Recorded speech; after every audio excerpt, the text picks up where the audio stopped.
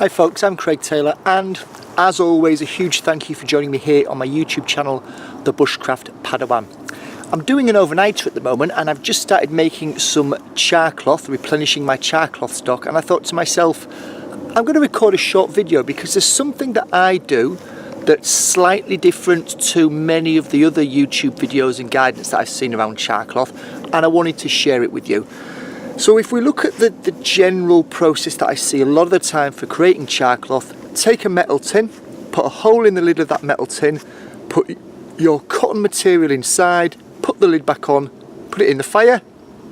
Sometime later take it off the fire, open the tin up, and you've got char cloth. And you've also got a hole in the top of your tin, which doesn't necessarily make that tin completely redundant, but it also isn't a great deal of use having a hole in the top of your tin permanently.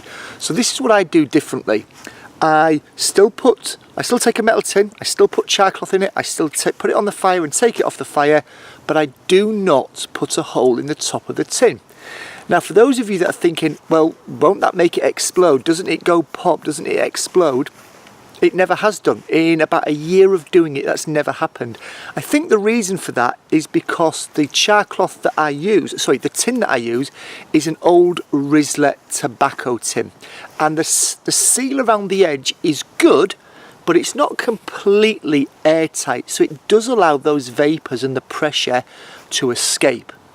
And like I said, I've been doing this for the best part of a year. I've charred many pieces of cloth on it, and it has never gone pop.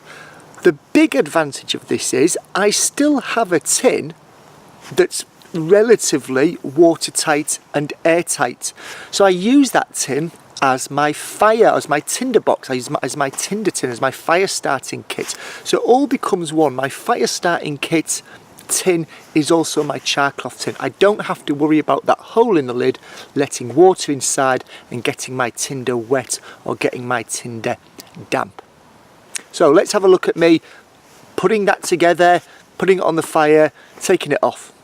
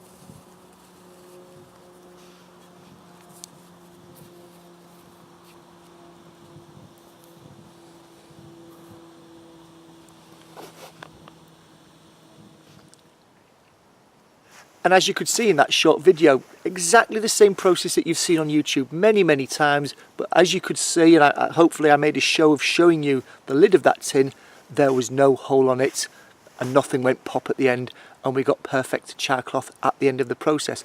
So next time you're out making char cloth, why don't you give that a go? Try and get hold of one of those old tobacco tins, perhaps keep some distance from the fire to get your confidence up that it won't go pop, and you'll hopefully find that you no longer have to carry around a separate char cloth tin with a hole in the lid. You can use it as all part of your tinder kit.